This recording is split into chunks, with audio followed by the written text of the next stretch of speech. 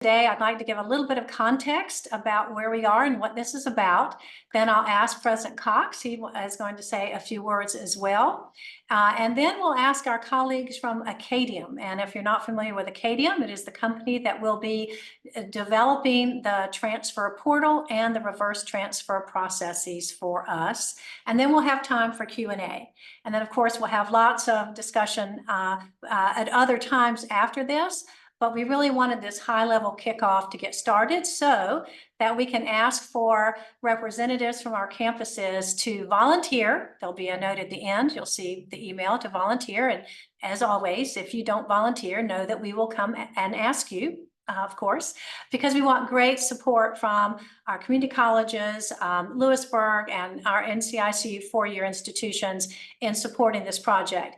We want it to work not just for us here in North Carolina, although especially for us here in North Carolina, but our funders want this to be replicable in other states. So we have to keep in mind that this is a very big national picture that we're on right now.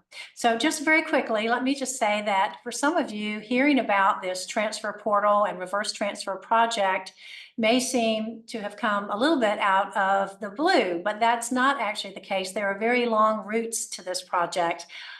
In fact, as many of you know, our first statewide articulation agreement that we, UNC, and our community college system partners signed back in the mid-90s.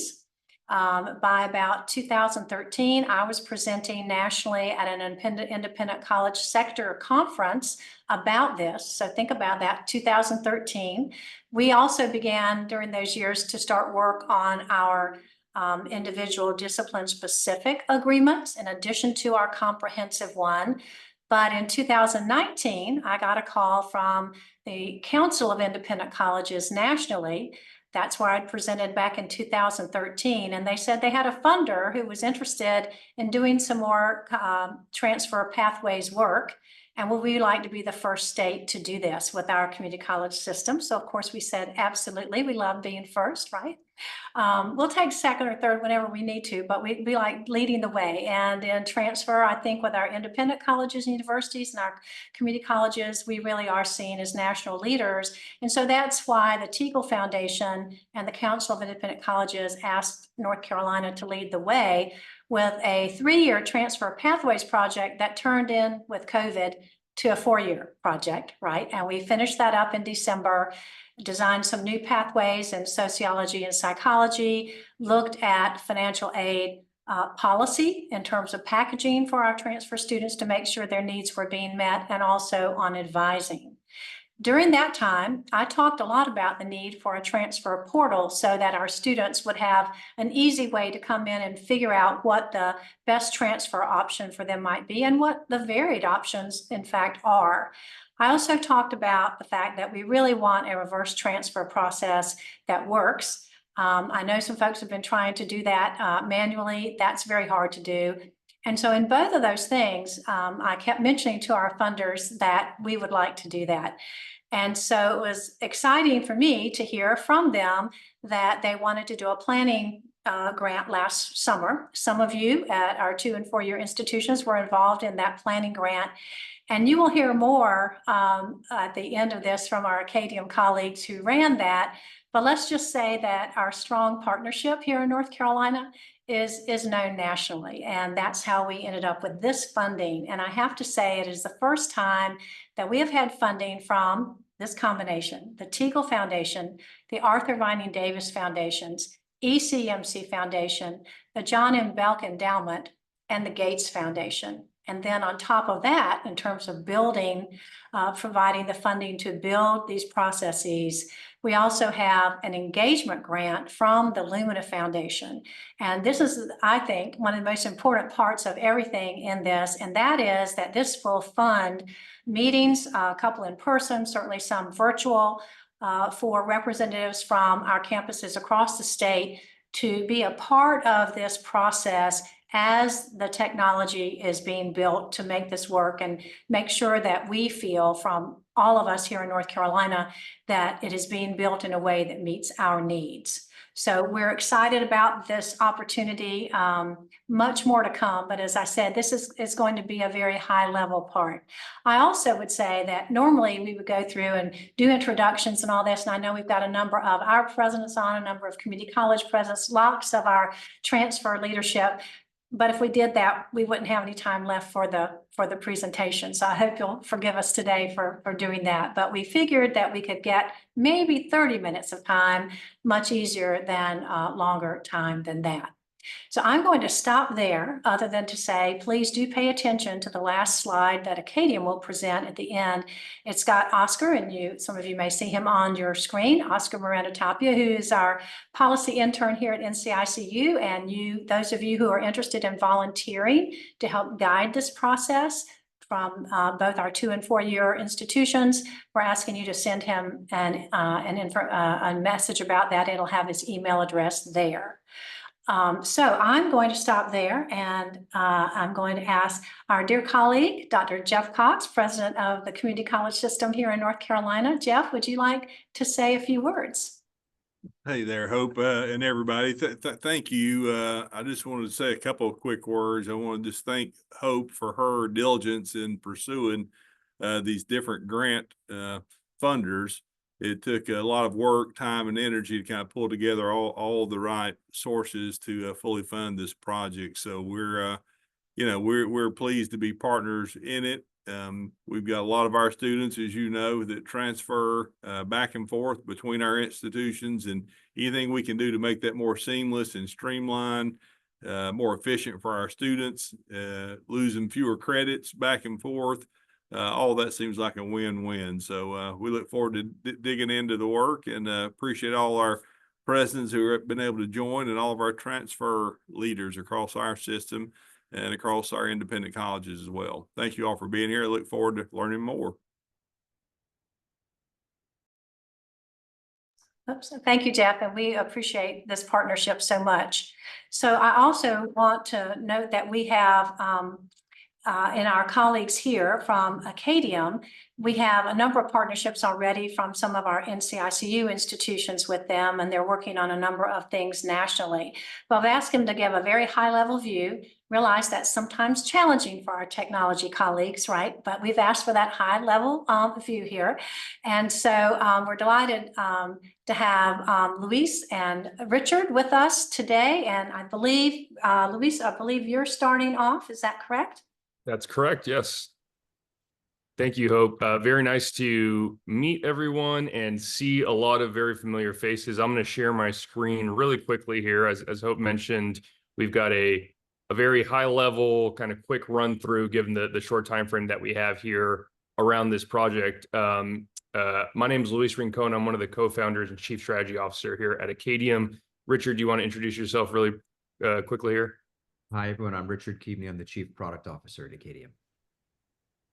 For those of you who do not know Acadium, we have been around for roughly just shy of a decade, and we power networks of institutions that want to share access to each other's offerings with one another, principally in the form of consortial course sharing. We power over 700 different networks, including some of these fine networks, our partners that you see listed here. We also work in the college-bound population, principally for dual enrollment, powering dual enrollment networks across high school districts and 2-year and 4-year institutions. Additionally, we've long been proud partners of NCICU and various NCICU institutions. We are very honored to have 14 NCICU institutions using Acadium, many for many, many years already. Those listed here. If any of our partner institutions are on this call, which we hope you are, thank you guys very much. We love having you on the platform here. When the Teagle Foundation actually reached out to us, one of the key reasons that they did so was because of the fact that they had heard from institutions across the various states that they're working through that they should consider working with Acadium as a means to provide a technology partner for this work. And that forays directly into how we got here. So many of you fine folks on here actually participated in this last year. But if you didn't, just as a brief kind of recap, in beginning September of last year, we went through a planning grant that was granted from the Teagle Foundation, the Arthur Vining Davis Foundation, with two partners, NCICU as well as OFIC in Ohio, to conduct a series of interviews, surveys, as well as kind of general feedback around prototyping to understand the problems that students as well as administrators and transfer leaders face throughout this process. And we summarized this as quickly as we could, the sort of three key findings there. As Hope mentioned, the incredible relationship between the independent institutions in North Carolina and the North Carolina community college systems really came through so strongly in this work. The response rate was absolutely incredible. We had over 8 hours of direct interviewing over Zoom on top of the survey responses. But through this, we identified, essentially three key findings in terms of the opportunity areas, those three that are outlined there. This is the main areas where people reported sort of friction around the process. We also talked about just how interested schools are in increasing the number of transfer students into their programs from community college systems across the state of North Carolina. And most importantly, and this was what the foundations that Hope mentioned were really interested in hearing is there interest in participating in a pilot if we were to fund this and move forward with work where Acadium would extend our software platform to power 2-year to 4-year transfer matriculations, I should say, across the state of North Carolina. And thankfully, from the great work that you all participated in, or many of you all participated in, we did have a 75% interest rate, meaning schools being interested in participating in this work. And so from that, as Hope mentioned, and also as Dr. Cox mentioned, we were able to proceed with the foundations to get some funding secured, some really, really great groups, including the ECMC Foundation, which is also one of our investors here at Acadium, to build out the platform that will really digitize and hopefully augment the great work that you all have already been doing together through these articulation agreements. And so to provide an example of sort of what we mean that at a high level, I'm going to turn it over to Richard here to talk about some of the features and functionalities that was discussed during this planning work. Hi, everybody. I hope you can hear me okay. Great. So I'll go through at a high level. This is the design that we tested with the people, as Louise discussed. And so how it'll ultimately work and look will be slightly different based on the feedback we get, but they'll have certain elements of it. One is the element of a digital wallet for students. So using the open standards from MIT that allow for students to use this as a transferable wallet, students can add in to their personal wallet all of the courses they've taken from different institutions, as well as any additional training they may have taken either through employment or through the military. And it places all of their training transcripts in one place.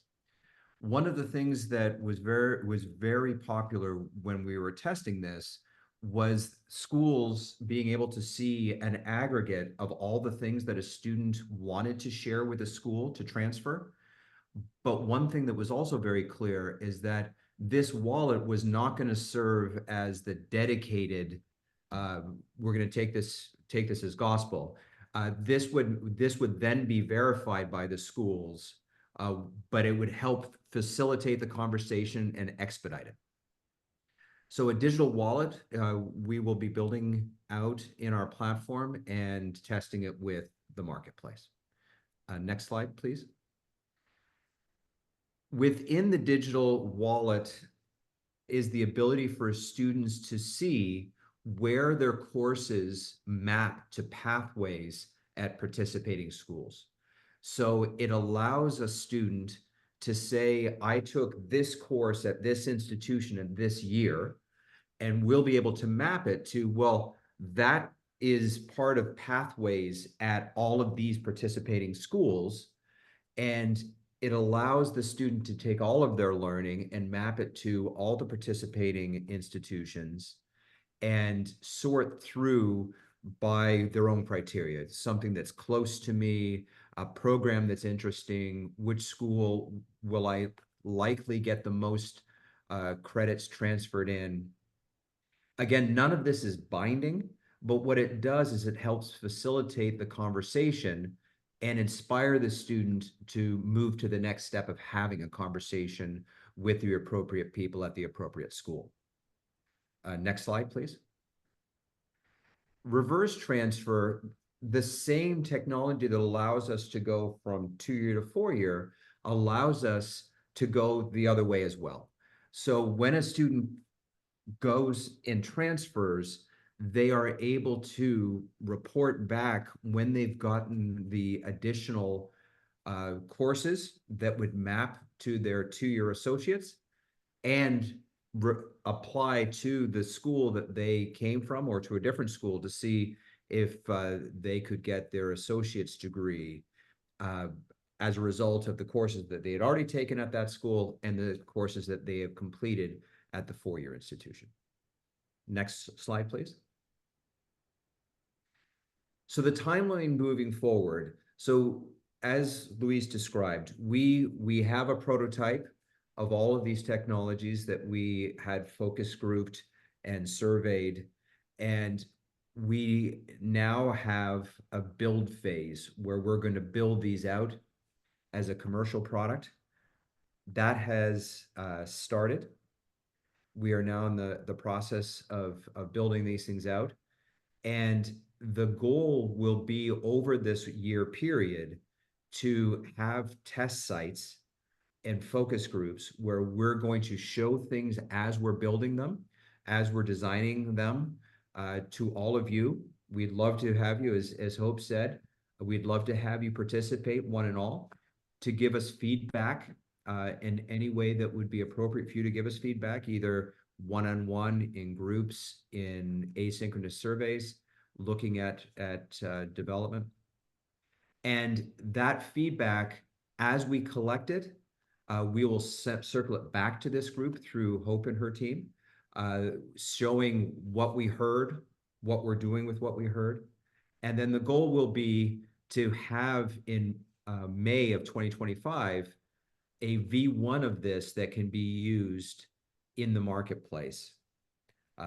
So that's the goal. And thank you very much in advance for all the help that we know we'll get from the group. And if there's any questions on things that you'd like to see ahead of time, please reach out to us directly or through Hope. Thank you. Thank Yes, you. Excuse me? Oh, sorry. I was just going to reference Hope that Oscar had also put his email in the chat here for everyone. As Richard and Hope mentioned, our goal here as a next step is to hopefully continue the great work that the planning grant across the Teagle Foundation, the Arthur Vining Davis Foundation last year performed so well on because of your guys' relationships in the state of North Carolina, and hopefully bring as many of you all as will join to help us build the best software for the state of North Carolina. Thank you, both Luis and Richard. And I will say that we know that over this period of time that this will be developed, that not everybody will be able to meet every time. That's why we need a large group, so that we can make sure that we have enough of a core to be sure that all the different perspectives and concerns and issues and ideas are heard during this process. And again, keeping in mind that this is for North Carolina, but we are the pilot for the rest of the country. And we want to make sure that we're thinking both North Carolina and broadly nationally.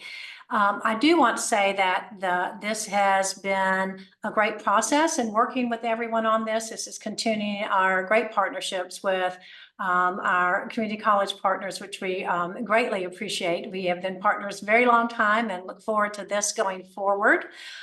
We're excited about this project and know that there will be a lot of opportunity to help shape this project, and that's why that involvement is so critical. I wanted to open it up now. I think everyone should have had time to get Oscar's email address, and if not, it's in the chat to be able to volunteer your folks who may represent you there. But we also wanted to make sure that we had an opportunity to receive some information and questions and that kind of thing in our last few minutes that we have here. And of course, if happy to get you out early too. That's always a good thing to have. I think we did see a question here.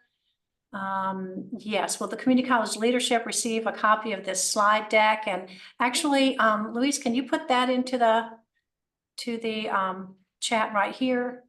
Yeah, absolutely. I will, I may need Oscar to send that out via email just because of the size of the file. But Okay. we'll be sure to Okay. share. Yes. Oh, we certainly will. And will this replace the reverse transfer program already in place? The reverse transfer, I know that the UNC system is doing some reverse transfer. For the independent sector, that has been pretty much manual from everything I'm understanding from our institutions. So we certainly want to make this more automated. Unless you have a great automated process already that you want to share with us, then this would replace, at least for between our institutions, what is now very manual in nature. Okay, other questions? You're welcome to put it in the chat or raise your hand or just jump in.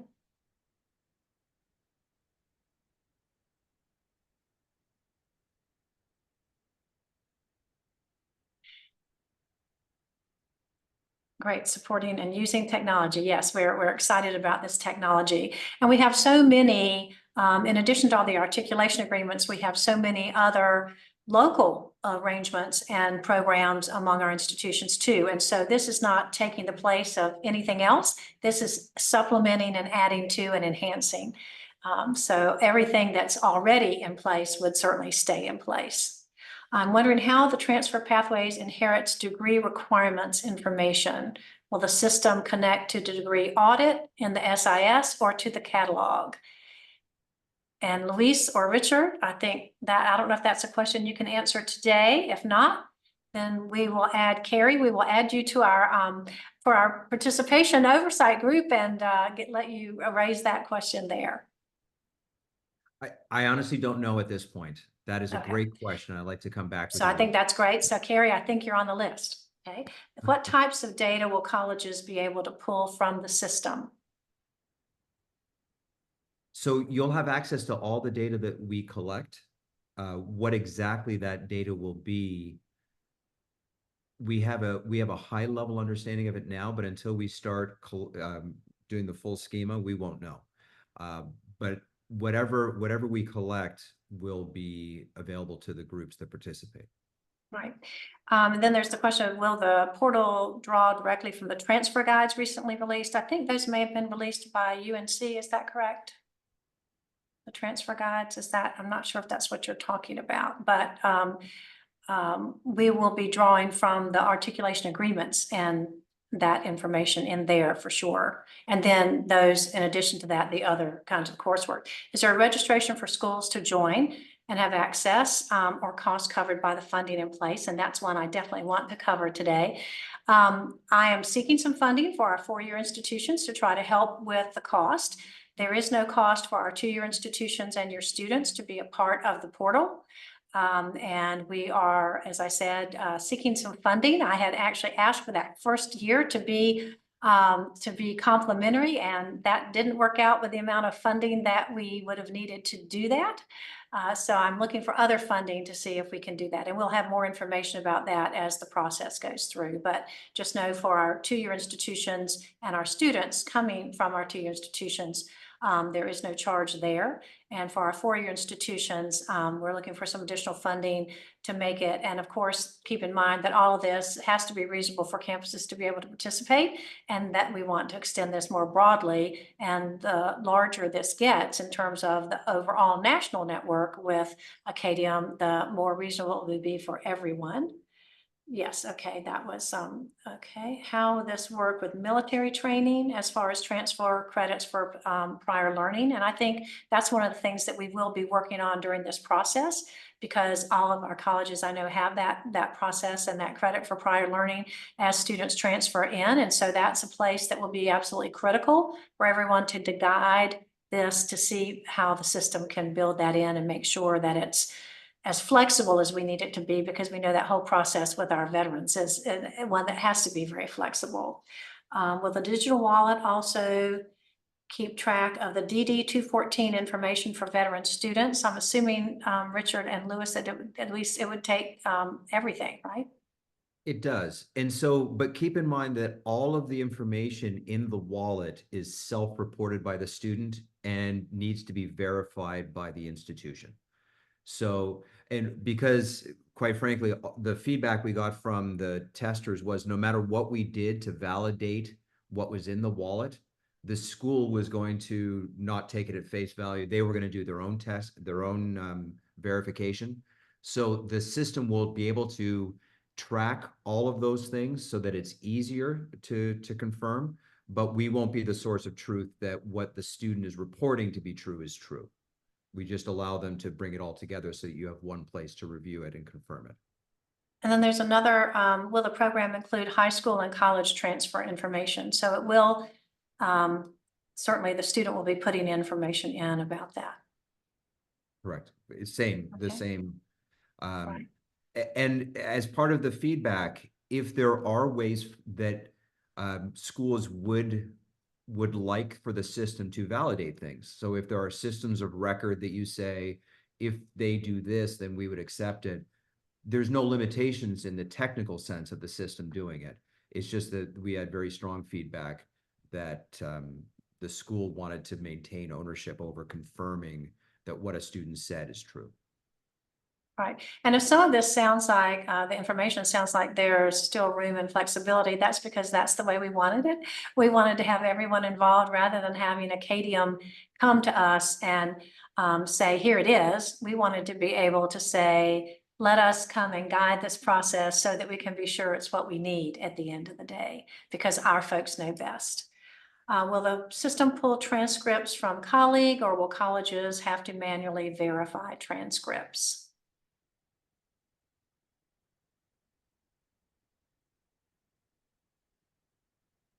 I'm sorry, with the system pull transcripts from colleagues? Will it pull transcripts from colleague?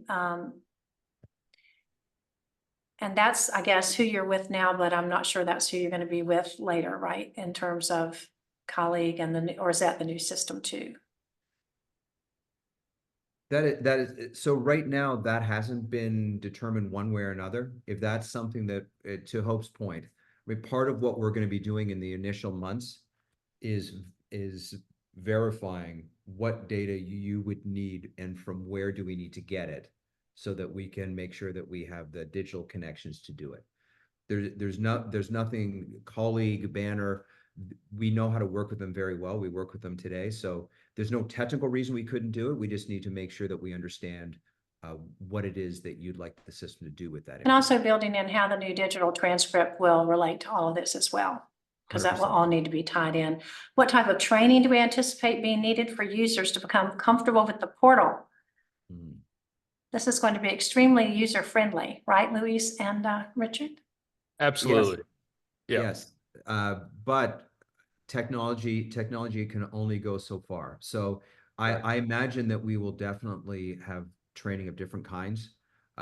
We have envisioned both focus groups and asynchronous training, but depending on where it is that we see that people need more training, we're happy to do more training than that. And there will be a mobile app, yes.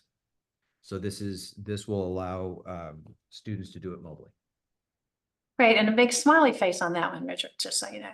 Will something be directed for registrars? And yes, we will be involving, I hope that maybe some of the folks from your institutions who are interested in this, we'd love to have some registrars, some counselors, some other folks, whoever is involved in transfer, and obviously registrars are heavily involved in transfer about this. So hope that some of you will think about that when asking, oh, great, we already have a volunteer. Thank you, want to be a part of the process. Will we get student prospect list based on the digital wallet?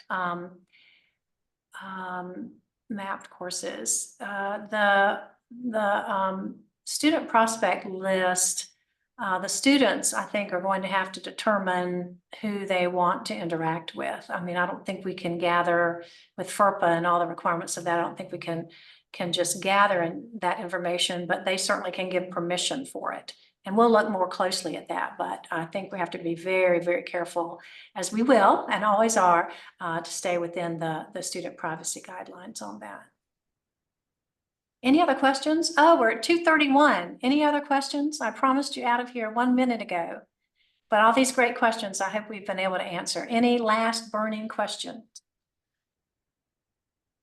If not, Laura, thank you. Thank you for making time to this for this today. All of you, thank you for letting it be recorded because as I said, we didn't want to wait too much longer because this is ready to get going and we want to get it underway so that we can meet the deadline for completion. But I know it's a tough time in the middle of the summer and right after the July 4th holiday. So special thanks to each of you for doing this and we look forward to working with you on it. Thanks so much and take care. Thank you, Hope. Appreciate the partnership. Thank you, everyone. Working Thanks, with you. Jeff. Thanks, everybody.